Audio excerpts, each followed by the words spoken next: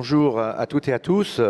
Comment penser la ville sans son aéroport? Comment penser Paris sans ses aéroports, Orly, Roissy-Charles de Gaulle? Pour en parler de la crise du transport aérien qui est extrêmement violente et de l'espoir de sa réouverture, nous avons le plaisir de recevoir Edward Arkwright, qui est le directeur général exécutif du groupe ADP, Aéroport de Paris donc, pour parler pendant une quinzaine de minutes de tout ce qui finalement peut être relié à la contribution d'un aéroport à la transition écologique. Et évidemment, on va penser en premier lieu évidemment à l'accès à l'aéroport. Beaucoup de gens disent que Paris est une île séparée de ces aéroports. Alors heureusement, il y a quelques liaisons, mais on doit pouvoir faire mieux. Voilà en partie ce dont nous allons parler pendant un quart d'heure. Peut-être pour commencer, Edward, ça serait peut-être pas mal que vous nous disiez un petit peu quels sont vos espoirs déjà de réouverture. Vous avez été l'homme qui a dû fermer Orly.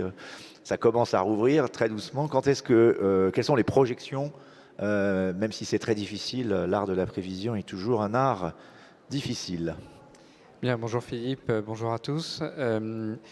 Alors, à très court terme, et pour ceux qui pourraient d'ailleurs envisager, sous réserve de ce que dira le Premier ministre ce soir, d'utiliser l'avion à Noël, à très court terme, les aéroports parisiens sont déjà les deux ouverts et une grosse partie de l'aéroport d'Orly est ouverte, singulièrement Orly 3 et bientôt Orly 4 et un peu Orly 1B pour ceux qui sont familiers des infrastructures.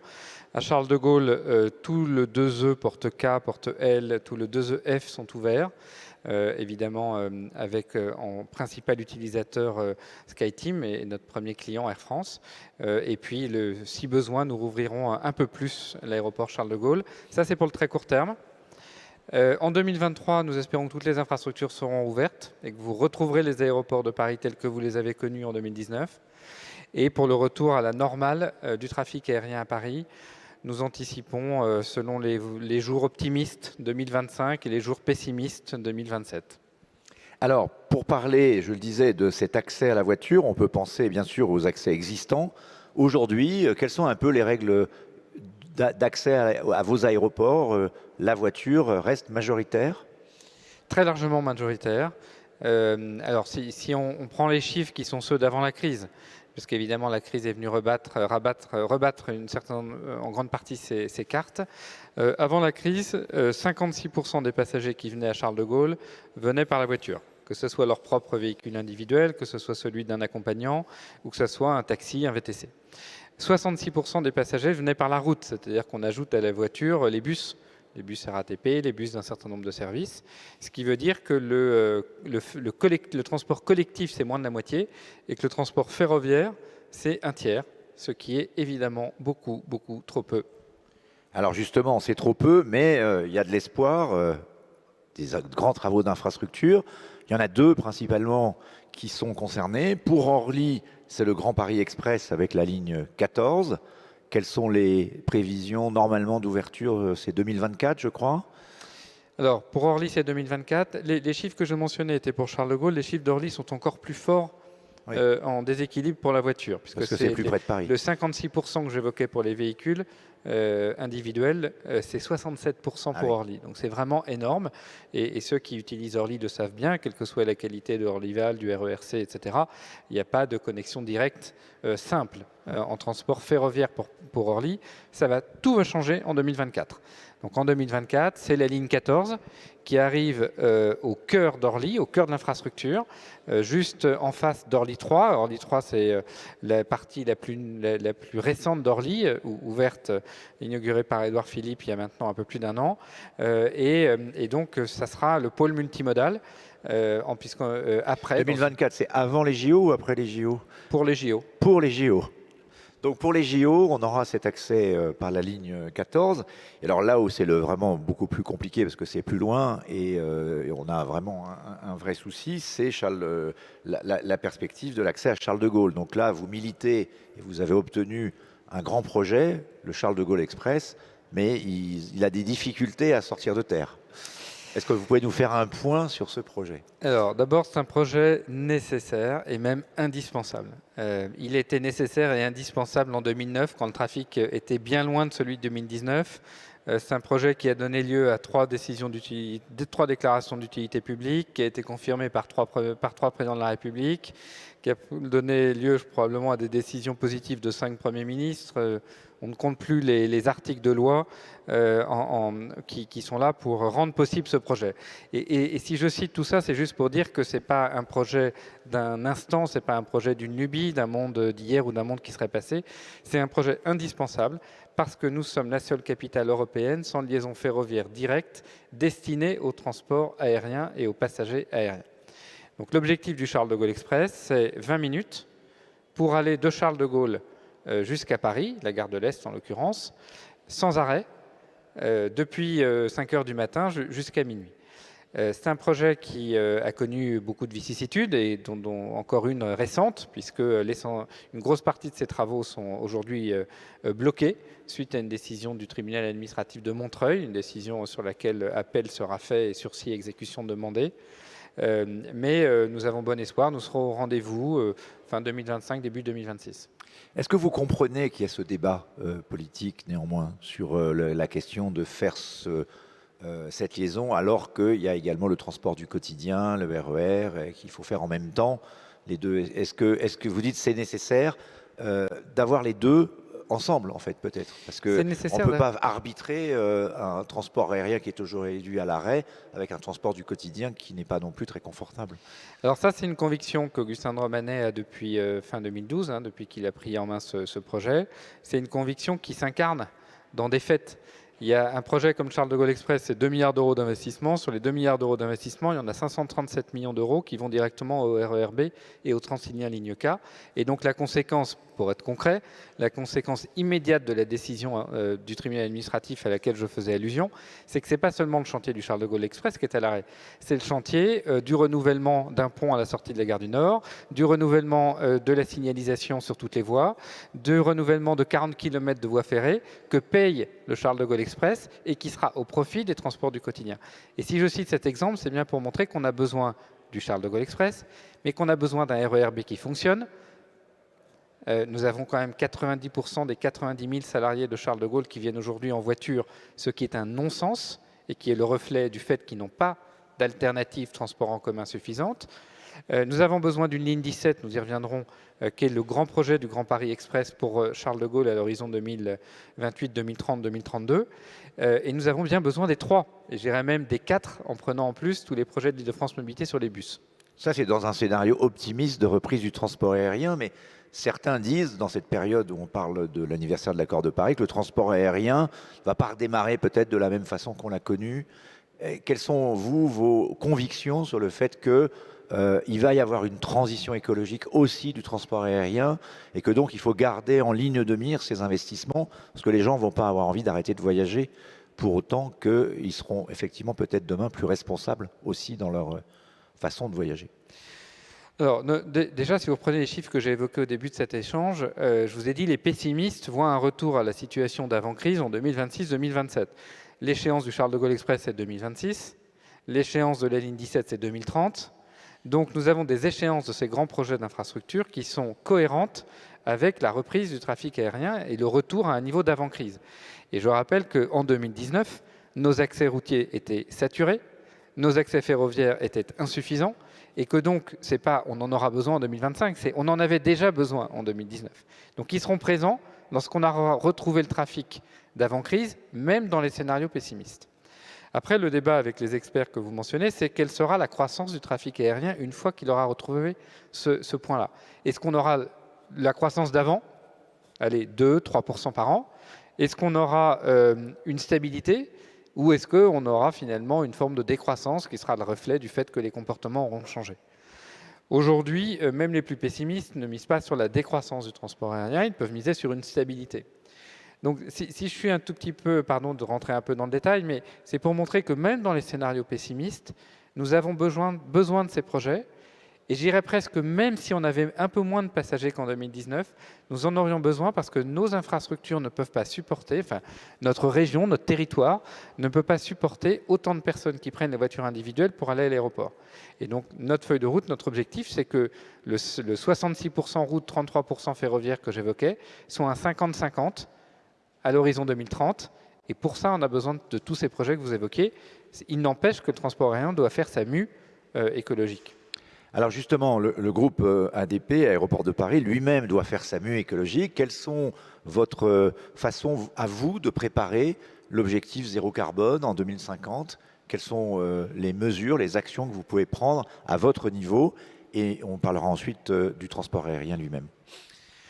Alors, le principal, donc l'aéroport contribue très peu à ces émissions. Ce n'est pas pour autant que sa responsabilité n'est pas grande. Nos principaux sujets, c'est le chauffage, et c'est donc toute l'énergie que nous consommons. Et cette énergie, on a les moyens aujourd'hui de la rendre cohérente avec la neutralité carbone. Neutralité carbone en 2030, neutralité carbone nette en 2050. À l'heure où on se parle, on espère pouvoir se fixer des objectifs encore plus exigeants dans quelques semaines. Pour ça, il faut capturer le carbone. Pour ça, il faut développer nos projets. Nous avons des projets de géothermie à Charles de Gaulle dans les années 2020. Nous avons énormément de travail avec le marché de Rungis pour récupérer sa production d'énergie, qui est de l'énergie fatale, et l'utiliser pour l'aéroport d'Orly. Aujourd'hui, personne ne le sait, mais l'essentiel de la chaleur utilisée à Orly vient de la Cemaris et de Rungis. Donc voilà, je ne sais quelques exemples. La première ligne de produits, le premier champ de travail, c'est tout ce qui concerne l'énergie. Le deuxième, c'est les bâtiments, et donc faire en sorte que tous nos nouveaux bâtiments soient évidemment cohérents avec la trajectoire que j'évoque. C'est plus difficile de rendre les bâtiments anciens plus économes ou moins énergétivores. Voilà, Orly est l'âge de ses artères, ça date de 61, Charles de Gaulle 74. Donc c'est le deuxième composant de la feuille de route. Et puis après, on a la question des déplacements qu'on a évoqué longuement et qui concerne aussi les salariés. Donc en plus de tout ce qu'on a évoqué, c'est les mobilités douces sur l'aéroport. On peut faire du vélo sur l'aéroport. On a un schéma de piste cyclable qui était d'ailleurs cher à Jean-Louis Missica, je le dis ici, à l'hôtel de ville de Paris, qu'on avait partagé ensemble. On a énormément d'autres projets qui permettent de réduire cette empreinte carbone des déplacements. Bref, la neutralité carbone en 2030, ce n'est pas du tout une fantasmagorie. Et d'ailleurs, il y a des aéroports du groupe ADP, notamment à Izmir, en Turquie, qui sont déjà neutres en carbone. Alors une autre action que vous pouvez mener, c'est vis-à-vis de vos principaux clients, c'est-à-dire les compagnies aériennes. Comment est-ce que vous pouvez les encourager, les inciter par des mesures type redevance ou autres à elles-mêmes accélérer leur décarbonation?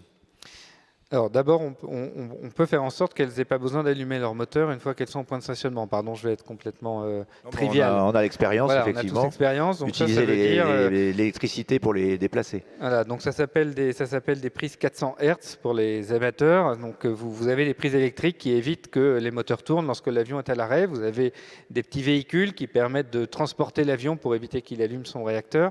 Déjà, en faisant ça, on fait beaucoup. Ensuite, il y a ce qu'on appelle le pooling, c'est-à-dire faire en sorte que tous les véhicules qui sont du côté piste, c'est-à-dire du côté airside, dans le jargon, pour ceux qui aiment l'aviation, tous ces véhicules-là soient dédiésélisés. Et à part les véhicules de pompiers, il y a aujourd'hui des solutions pour ça, pour tout type de véhicules.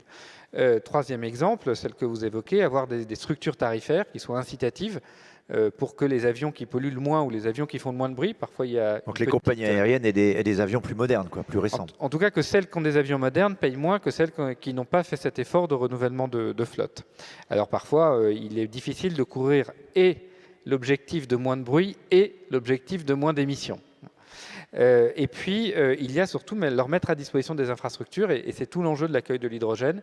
Voilà. Un aéroport, c'est d'abord une infrastructure mutualisée, et faire en sorte que ça soit possible. J'allais vous poser cette question, parce que si on se projette sur la décennie à venir avec la réouverture du transport aérien, il y a deux leviers finalement pour les compagnies aériennes. Il y a l'utilisation de carburants type fuel vert, kérosène vert, avec la question d'infrastructure effectivement pour les avoir.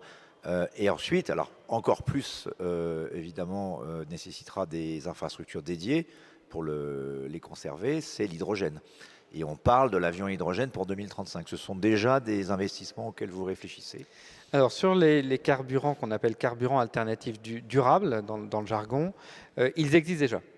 Donc le problème, c'est aujourd'hui pour les fabricants de ces carburants d'avoir une structure industrielle qui ait suffisamment de rentabilité et de visibilité pour pouvoir augmenter les investissements, d'une part, et pour les compagnies aériennes, de payer le surcoût. Et pour nous, passagers aériens, sommes-nous prêts à payer nos billets un peu plus cher?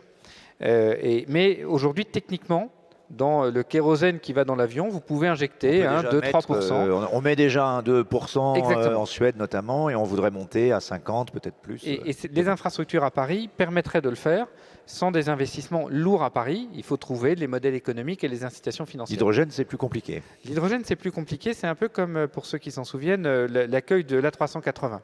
L'hydrogène, ça veut dire qu'il faut une très forte production d'hydrogène dans les aéroports. Ça a un énorme intérêt pour l'aviation. Ça peut avoir un intérêt pour les bus, pour le transport interurbain, pour les camions, collectivités territoriales, enfin bref, pour tout l'environnement. Donc, être capable de se dire que la grosse usine de production d'hydrogène qui servira aux fret, aux camions, aux bus, mais également aux avions dans le nord-est de l'Île-de-France ou à Roissy, ça peut avoir une vraie utilité. Pour ça, ça veut dire des très gros investissements pour les aéroports. Et en gros, pour être au rendez-vous de 2035, c'est des investissements qu'il va falloir décider d'ici 2 ou 3 ans. Et parce qu'il y a plein d'autorisations, voilà, enfin, je passe les détails. Il faut anticiper. Il faut anticiper, et c'est maintenant que les décisions se prennent. Pas facile à prendre compte tenu de l'absence de visibilité. Mais... Non, mais l'enjeu, honnêtement, le mérite. Juste pour donner un exemple, la moitié des mouvements d'avions à Charles de Gaulle pourraient être concernés par l'hydrogène en 2035. Ça permettrait d'économiser 25% des émissions de CO2 uniquement liées à l'aviation en 2035. Donc je pense que c'est un bel enjeu, ça vaut le coup qu'on se mobilise. Dernière question très politique, il y a une loi climat qui va être décidée après la Convention citoyenne pour le climat sur la question de l'interdiction des navettes lorsque la distance horaire pour une navette est de moins de 2h30 en train.